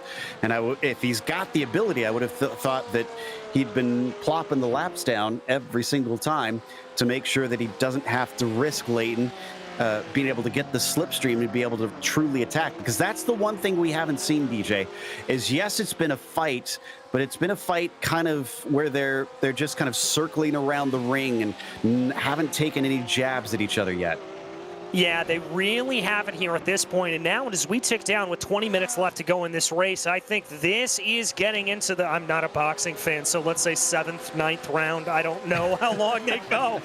But we're getting down into those final stages of the race. And the final stages of that boxing match, and the haymakers are going to start flying. I honestly couldn't tell you either. I don't know much of the details about how boxing works, so we'll try and avoid that metaphor as Johnson still sticks at about a second ahead of Tom Leighton, keeping him at arm's length. And now we're going to duck under 20 minutes to go. Remember, just about 2 minutes a lap for these cars, so you can expect it to be pretty easy to calculate here. As should be 10 laps as they cross the line. Yeah, only about 10 laps to go here. Kudos to Michael Johnson. He's been able to grow that gap back out to about 1.3 seconds, gaining about 28 hundredths of a second on that last go-around. So once again, putting in the speed when he needs to.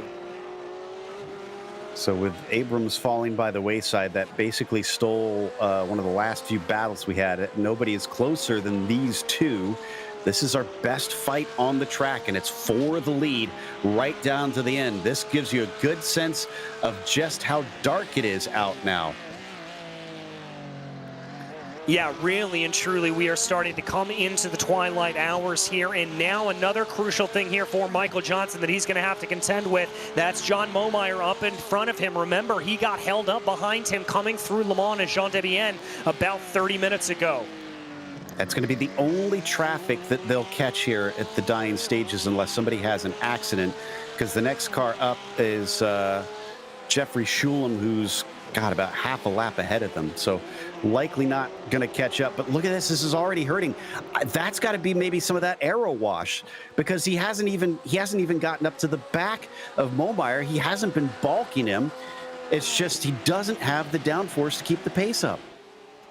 Oh, he really doesn't here, and that's just costing him so much. Now he's going to be able to hopefully get around here. Tries to take a later apex going down into Le Mans. Try to figure out which line Momeyer's going to go on there as Momeyer gets out of the way there. But that is really going to hurt Michael Johnson, and the gap's down under 0.2 of a second. This is exactly what Tom Leighton has been hoping for, something to give him a chance, and he's going to look to the inside, but a defense from Michael Johnson prevents him. He goes a little bit deep into the corner in the meantime. He tries to get underneath him, almost makes contact as they come off the turn. Johnson still leads, but barely. Barely, but Leighton crucially didn't get back into the draft here coming down into turn 1, so that means he's going to be about 2 car lengths behind as they dive down into the left-hander. This has been the closest they've been all race long. Michael Johnson has got to be picture perfect now for the rest of this race, or else Leighton is going to be pouncing. Or does Tom have the speed to be able to just simply overtake him from here? I mean, we will have to see here at this point to figure out exactly what is going to be able to happen. Leighton now tucking up behind in the draft, 0.2 of a second. The gap coming down. Does he go for a late diving maneuver here into the hairpin? No, he's going to stay in line and just put the pressure to the back of Michael Johnson. Oh, talk about pressure, though. My goodness, he just about got overlapped down at the apex there. So Johnson's going to have to be incredibly wary of that mirror and defending as carefully as he can. He doesn't want to lose time going offline, but at the same time, if he leaves the door open for Tom Layton, clearly Tom is going to just dive in there. Yeah, I think that's about right. He's just waiting for that opportune moment and trying to see if he can force Michael into a mistake. Almost a little bit of a one there as he got onto the loud pedal coming off at the corner. Here comes Layton. Side by side coming through Bishop. It's going to be a drag race down into Jean Dembienne. He's got a nose ahead, but he still has to finish the overlap as Michael Johnson is fighting back. He'll have the inside coming down into Le Mans. Onto the Almond Straight, they make a little contact, and Layton catches it before he goes off course, but he also loses critical time. He does. The gap's now going to be at about 1.2. I'm going to imagine here, Joe, it's going to be up to about 1.3, maybe 1.3.5 by the time they get to the end of the straightaway, because Layton's losing all of that momentum that he had on Michael Johnson. I know it wasn't intentional, but I'm sure Tom Layton did not appreciate that little touch there. But thankfully, it did not spin them out, either of them. And they'll keep going. 16 minutes left. Tom was able to gather it up before. Can he repeat it and cut down this 1.5 second gap? And they do have lap. Oh, no, excuse me. I was looking at the wrong thing. They do not have lap traffic here. They still are clear. It's down to a mano-a-mano fight. Yeah, they've got a good long gap ahead of them before they're going to see anything up the road here at this point. And Layton has lost time over the last couple of corners. He's lost about 0.4 of a second. I'm glad Dougie Beard, gave us some good cameras here for this new setup at Sebring. Just saw those neon trees. That's one of my favorite parts that they've added here at Sebring. Were those there when you had your various exploits at this track, DJ? No, well, if they were there, I didn't see them, Joe, because I had a very very limited vantage point. My hotel room in the hotel off of the hairpin looked out over the magnificent vista of the parking lot, and then my view from the commentator's booth was pretty much the front straightaway in Big Bend. So I couldn't really see a whole lot. Oh, I was talking about other exploits there, but yeah, that's right. You did get to go there and commentate for SRO as well. In terms of the other exploits, I don't remember, and I will let you interpret that how you will. I've made somewhat mention of those on some Williams broadcasts, but I haven't said anything too scandalous, so don't worry. Meanwhile, with 14 minutes now left on the clock, it's still about 1.5 seconds between Johnson and Layton. It may have been a 90-minute race with only 10 cars, but this has been one for the ages. It's a clash of the titans between two quick and experienced drivers here in the POC. However, we got to remember that Layton is technically a rookie here in the virtual league, but in the real world, he knows his way around the cars, and so does Johnson. Yeah, he certainly does. Both of them here do, and it seems so foreign to call Tom Layton a rookie with his absolutely dominant performance here. But we've got to remember, he is. He only came into the Porsche Owners Club this year, Joe, and that's absolutely remarkable. He has been dominating the season. He has taken more than a dozen wins out there so far out of 23 races. In fact, I have to go back once again and try and add it up and see how many he's gotten up to this point, because I continue to forget it's been that many that he's logged off. It's down to a second, though. He's caught up on this lap, so it looks like he's turned up the wick once again. Yeah, he was able to actually gain about 2.5 tenths there through Sector 2 alone. So some very clear, good speed here from Tom Layton. It's going to hold at about 1.1, 1.2 seconds as they dive now down into the right-hander. Let's see if Michael's going to be able to hold this out a little bit more. Layton wants to get that gap under a second to start picking up the draft going down the Ullman Straight. He's going to have a few laps left to do it as well. With them being 2 minutes each, next time by should be about 6 to go, I think, when they cross the line. So they come out through Jean Dembienne here and across Le Mans onto the Ullman Straight. It's down to 9/8 of a second, then creeps back up as they pick up speed along one of the bumpier portions. This is where you start to get into where it is the old tarmac here into Sunset Bend, where it really was an airstrip and planes landed on here. And as they come around, let's see, if this time by. Tom Layton has cut down once again. Michael Johnson with a 2.7. Layton 2.4. Yes, he is gaining.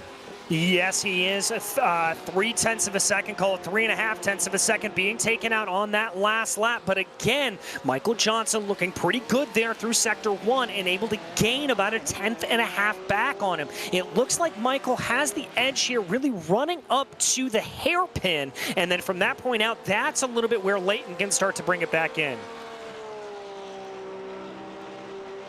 This is going to be a nail biter, I have a feeling, because of the way that Layton is playing this, the way that Johnson is still giving it his all. I'm almost certain that these two are at 10/10 right now and trying to wring the last ounce of control, last ounce of grip and fuel out of these cars. I got to imagine both cutting it as close as they can, knowing that they cannot risk giving away 1/10 of a second in pit lane as well. So will we see one of them maybe have to fuel save when it gets towards the end? Maybe they will. Let's see what happens here at this point, though. We haven't seen any indication of fuel saving out of either of them here at this point. So let's see what happens. Layton, by the way, has been able to get that gap down under 0.8 of a second as they fly their way towards Jean de Bienne. Now, I wonder if that was what caused the lack of pace for Michael Johnson after the pit stop. Maybe he was a bit shy on fuel and just have to give up a little bit here and there to make it home. Because remember, he had, what was it, 4.5 to 5 seconds and just was consistently running slower laps. In fact, laps that were pretty decently off the pace of Tom after the pit stop. So I wonder if that maybe explains that he realized his mistake immediately and just gave it up early so that he could make sure that he could get to the finish. Maybe that could be it. We'll have to see. Once again, the fuel strategy here starting to come into play. You saw there Layton able to keep that gap a little bit closer, able to take about 0.2 of a second or so out of Johnson's lead on that last lap. He's now got the gap holding consistently under a second here at this point. Let's see if he can keep it there. It is now about 8:30 p.m. virtual standard time here in Florida. And we have just about seen the last of the sun. You can see some hints of orange on the horizon, but it is truly dark out on the track now as they fly amongst the palm trees. And with 9.5 minutes left to go in this final enduro of the 2022 season, Johnson is trying very hard to get his second win after going more than 20 races without finishing on the top spot. Layton going to try and deny him by going from last to first of our 10 cars. He made his way up to 4th in the first lap alone from that last position. And then from there, it was a little bit harder going, and he hasn't led a lap officially yet. No, he certainly hasn't as we ride on board with Tom Layton here at this point. Good lines for both drivers coming through Jean de Bienne. Looks like they're a little bit of a twitch, maybe a little bit of a scrub of speed there for Michael Johnson. A little bit over too far to the outside there as they go. 6/7 of a second here behind is Tom Layton. That's certainly going to be enough to try to be able to get this in, but they just keep enticing us here, Joe. That the battle is just percolating here at this point. It's been just so intense.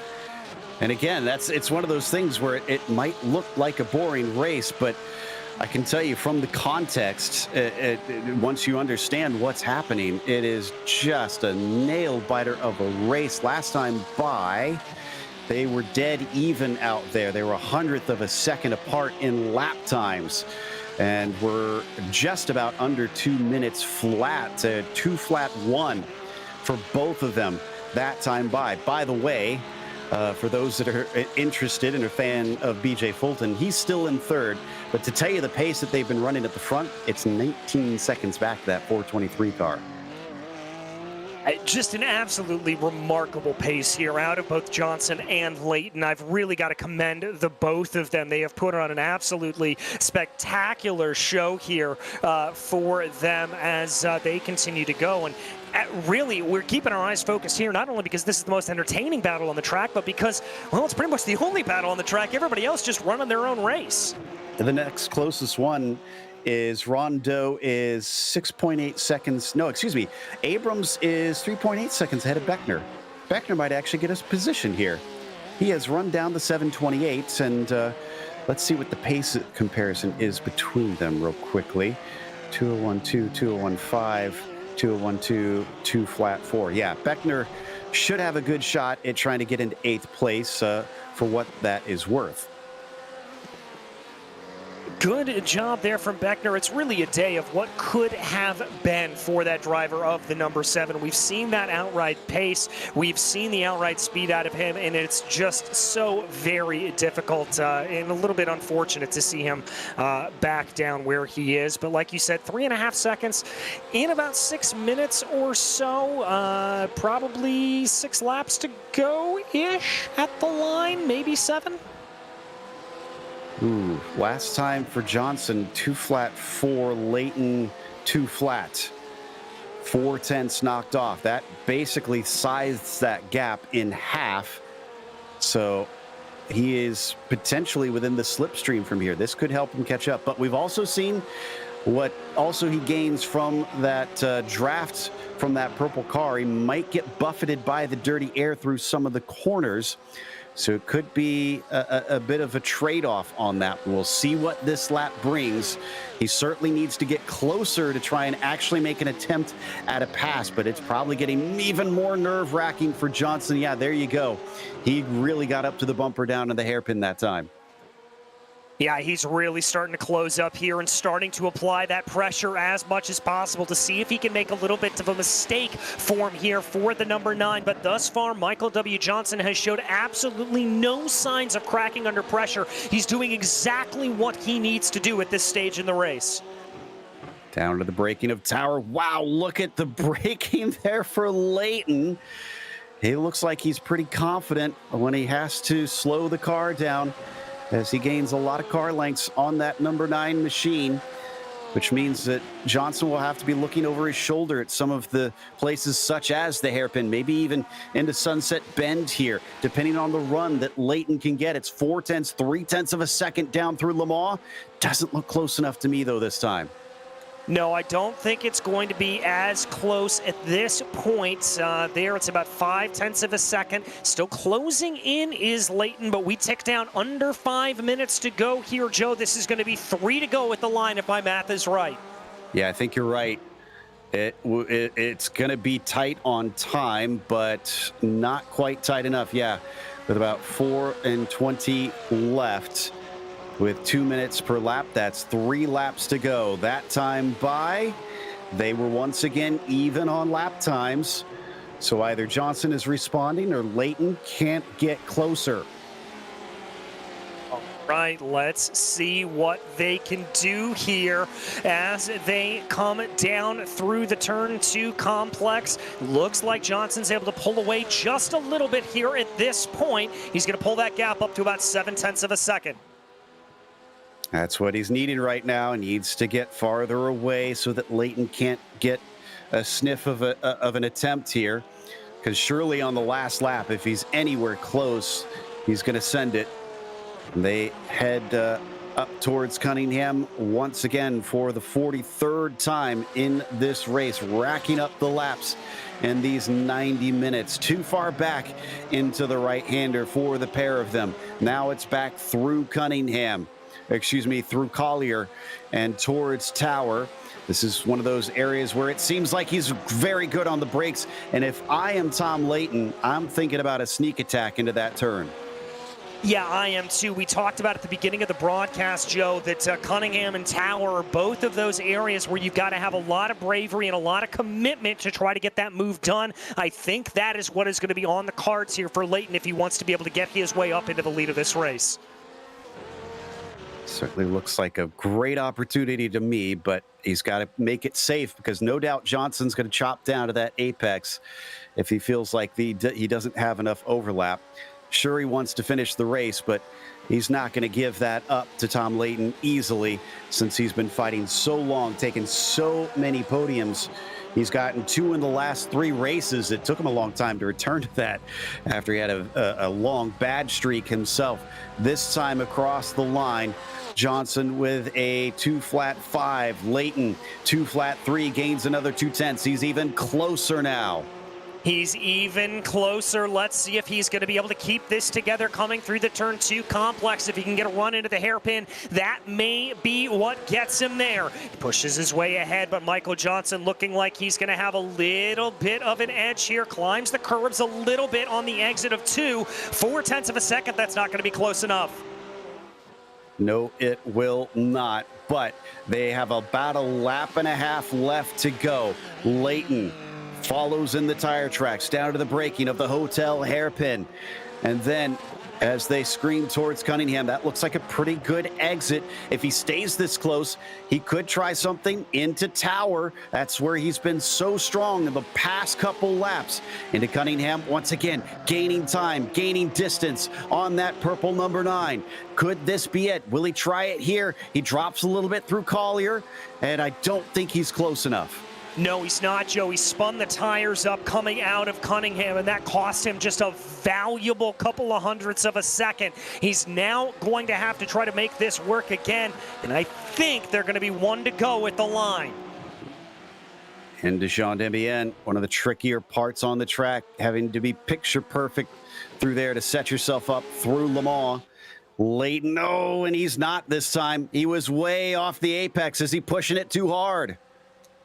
He very well could be. We haven't talked about tire wear a lot over the course of this stint, but with as hard as Tom Layton has been having to push, I wonder if those tires are maybe screaming out in a little bit of agony here at this point. He is well behind Michael Johnson as they dive down into Sunset, able to gain under braking, but still not enough.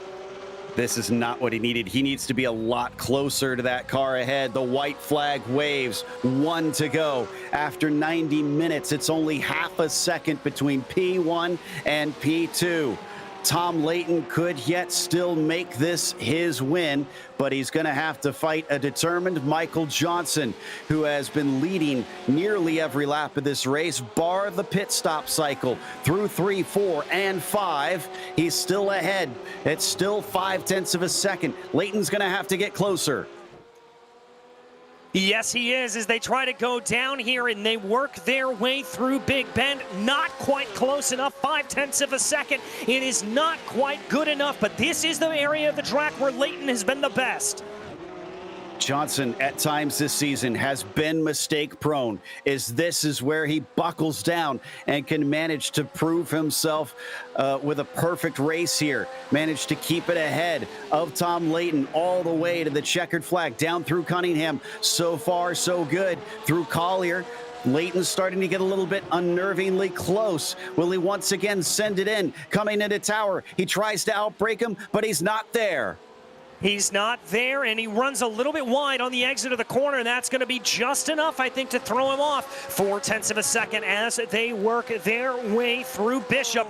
Now into Jean Demian. He's really got about 2 more opportunities to get a good run here, Joe. It's not over. If he is close enough coming down the Ullman Straight, he could overtake. It looks like, no, it's not that great of a run there from the 97. The 9 is a little too far away. All he has to do is keep it tidy through Sunset Bend on this last corner of the last lap. Easier said than done over the bumps. Will there be a move to the inside? There's a thought of it, but he covers him off. Michael Johnson coming off the final run and to the line is finally going to win again here at Sebring. A masterclass in defensive driving there from Michael W. Johnson. Absolutely incredible stuff, Joe. A well-earned victory for the number 9. Wow, he had to fight for that one, and it's a long ways back for BJ Fulton, who's finally coming up. He was 25 seconds back from them. But it's a nice podium for him, as it'll be his 4th of the season. Yes, it will. And as we look a little bit further back into the field, Marc Rondeau making his way through sunset right now, as there is your victor, Michael W. Johnson. I am sure breathing a very heavy sigh of relief. 7 cars going to be able to complete all 45 laps here today. That's Chad Duncan taking 5th. Nice top 5 for him. Rondeau just off the podium, unfortunately not able to add to his tally. Schulam going to be the last one to finish. As the fireworks go off, we're going to take a quick break. We'll come back with the unofficial results as well as driver interviews, so stick around. Good morning, everyone. I'm going to ride around the world. I'm Mick Claridge, and I'm going to ride around the world on my bike. My son, he gave me advice at the start of this ride, and he looked at me and just said, "Dad, don't be a moron." Let me do my animal signal to gain their respect.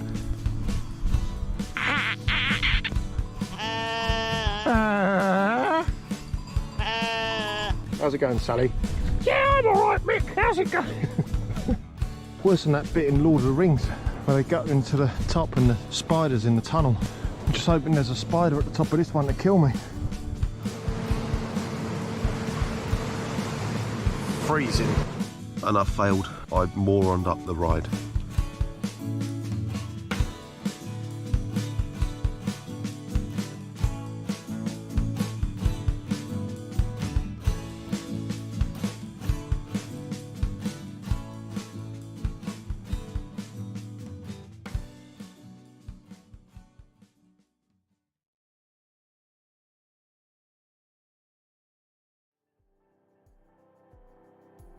Welcome back to Sebring International Raceway with a fresh, shiny coat of paint on this from iRacing. It gave us a fantastic enduro to wrap up the last of those in the season for the Porsche Owners Club Series. Michael Johnson taking the 90-minute race from the pole, but man, he had to fight hard because Tom Layton, who tried to go from last to first, was behind him for just about, I'd say, 75% of the laps. BJ Fulton wound up 3rd. Behind them as Marc Rondeau was 4th, and it was Chad Duncan winding up 5th.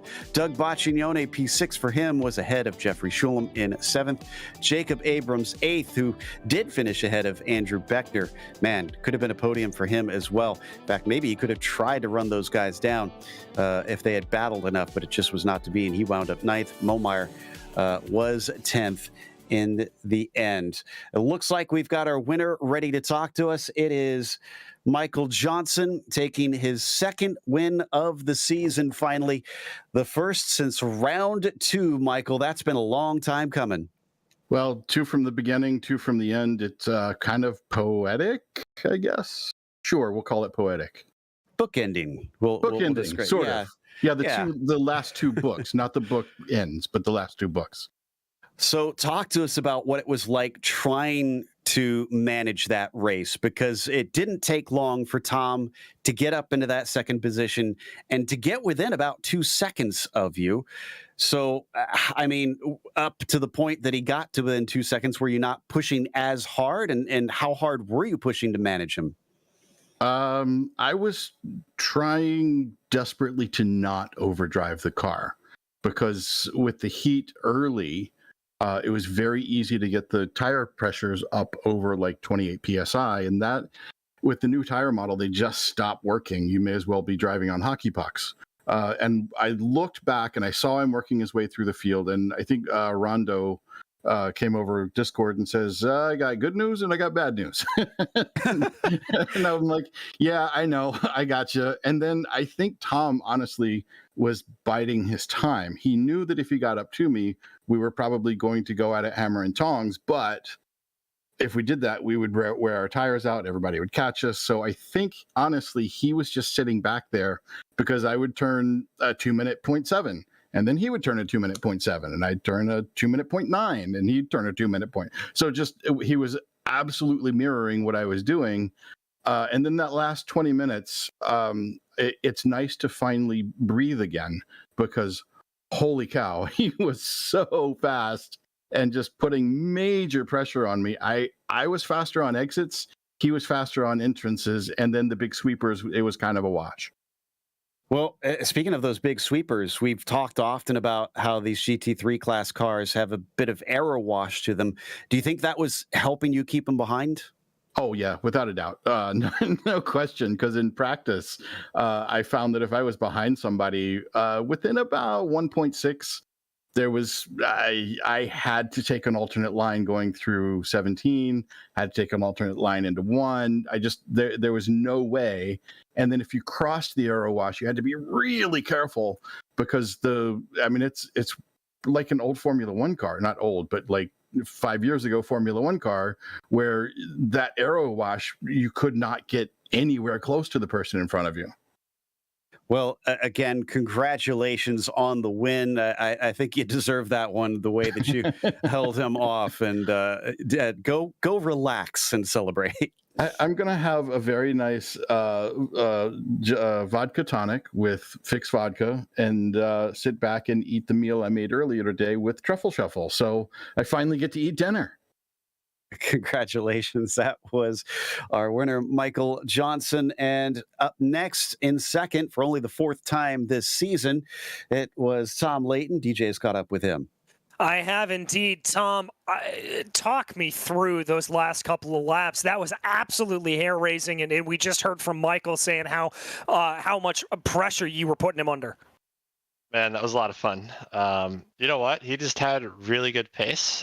He got the fastest lap of the race on the last lap. I even had the draft behind him, but he was still faster, and I just had nothing for him. There was a couple instances where I could get up alongside him, and other than that, I mean, he maintained his gap, and he just had awesome pace.